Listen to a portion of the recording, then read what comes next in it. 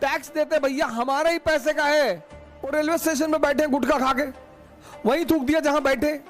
आने वाले 100-200 साल तक उन्होंने कभी थूका नहीं। अगर आपको किसी भी चीज को तैयार करना है, बैकग्राउंड 1991 के बाद के भारत को अगर तैयार करना है तो 1947 से 1990 के भारत को पहले जानना होगा। उस बैकग्राउंड में जब आप इन नए सुधारों को देखेंगे और दोनों का चार्ट आमने सामने बनाएंगे, एक चार्ट आप बनाएंगे 1947 से 1991 का भारत, और एक चार्ट आप बनाएंगे 1991 से 2021 का Bharat. Agriculture, industry, service sector, health, education, सबका एक डाटा यहां, एक डाटा यहां। तब आपको पता चलेगा कि ये देश कहां पहुंचा। और उसके लिए सरकार किताब इशू करती, उसको बोलते हैं इंडिया, जो विशेषकर यूपीएससी के लड़के ही पढ़ते हैं, सिविल सेवा के लड़के ही पढ़ते हैं। वो भी पढ़ते नहीं है, उसका कॉइन साइज नोट्स खरीद लाते हैं। वो बेसिकली डाटा बुक होती है, डाटा बुक। अगर एग्रीकल्चर के कॉन्सेप्ट्स क्लियर हैं तभी वो किताब आपको समझ, वो किताब नहीं है, इंफॉर्मेशन गाइड है। वो किताब नहीं है, वो सरकार इशू करती है हर साल। इंडिया, जो कि इस भारत के हर परिवार को कम से कम जानना चाहिए कि हम कहां पहुंचे, हमने कितना विकास किया, हमने कितना सुधार किया। इससे तो लोगों को 70% लोगों को इन सब चीजों से मतलब ही नहीं है। ये हमारे राजनेता समझते हैं कि इस देश के आदमी को इकोनॉमी से मतलब ही नहीं है। इस देश का आदमी बस में ट्रेवल करता है और बस की सीट में पेन डालकर उसकी गद्दी फाड़ देता है। उसको मना करो, कहता है तुम्हारे बाप का है।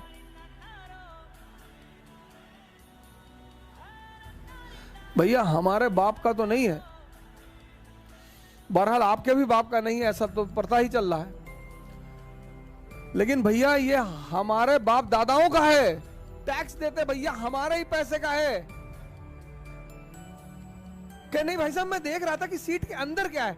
मैंने कहा यार तू पेन यहां लगा ले, यहां इसके अंदर देख, इसके अंदर यहां होल कर, यहां वहां तो पूछ ले, मैं बता दूंगा। किसी से पूछ ले, बस कंडक्टर से पूछ ले, बस ड्राइवर से पूछ ले, वो तुझे बता देंगे उस सीट की गद्दी के अंदर क्या है। उसमें पेन डालने की क्या जरूरत, तू अपने यहां डाल ले।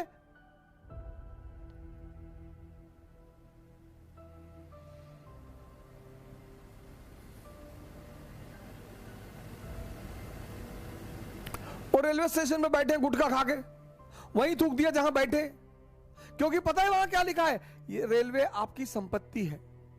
उनको फीलिंग ही नहीं आती कि हमारे पापा तो पैसा नहीं दिए थे इसको बनाने के लिए। उनको इकोनॉमी से मतलब नहीं।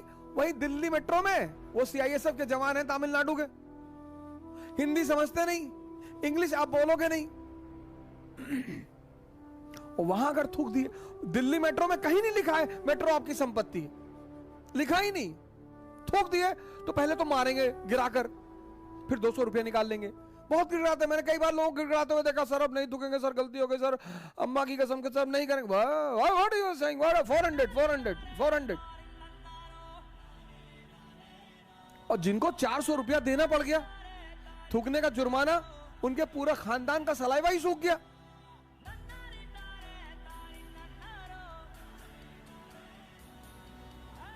आने वाले 100-200 साल तक उन्होंने कभी थूका नहीं।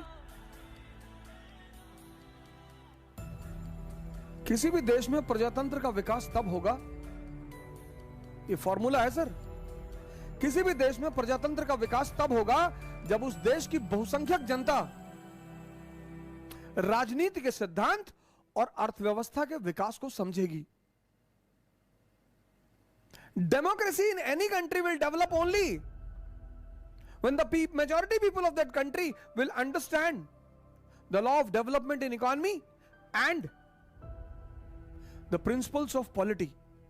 इसीलिए ब्रिटेन में डेमोक्रेसी का सतत विकास हुआ। सबको उन्होंने वोटिंग अधिकार नहीं दिया, धीरे धीरे धीरे धीरे कि पहले तुम जानो, जेंटलमैन्स लॉ बनाया उन्होंने। बड़ा जबरदस्त लॉ 1689 में जब पार्लियामेंट 1688 में ग्लोरियस रेवोल्यूशन हो गया, पार्लियामेंट पावरफुल हो गई वहां की, उसको लगा कि अब सब घुसने की कोशिश करेंगे, तो उसने 1689 में एक नियम बनाया ब्रिटेन की पार्लियामेंट ने, जेंटलमैन्स रेजोल्यूशन। बड़ा प्यारा रेजोल्यूशन है वो सर, उसे लगभग हर कंट्री को फॉलो करना चाहिए। और वो रेजोल्यूशन ये था, बड़ा प्यारा रेजोल्यूशन है सर। किसी भी कंट्री में डेमोक्रेसी तभी डेवलप होगी, डेमोक्रेसी तभी स्ट्रांग होगी, when the majority people of that country will understand the law of development in economy and they will understand the principles of polity. तभी डेमोक्रेसी किसी कंट्री में डेवलप होगी। उनको नेशनल इनकम पता होगा, जीडीपी पता होगा, जीएनपी पता होगा, बैंकिंग सेक्टर पता होगा। अगर आप समाचार पत्र पढ़ते हैं तो जितने भी सिटी बैंक वगैरह फॉरेन बैंक से वो अपनी रिटेल सेक्टर को क्लोज कर रहे हैं इंडिया में। ये एक गलत खबर है सर। अगर बैंक कोलैप्स करेंगे ना सर, तो भारत 1929 का अमेरिका बन जाएगा। आधुनिक अर्थव्यवस्था की जान है बैंकिंग सेक्टर।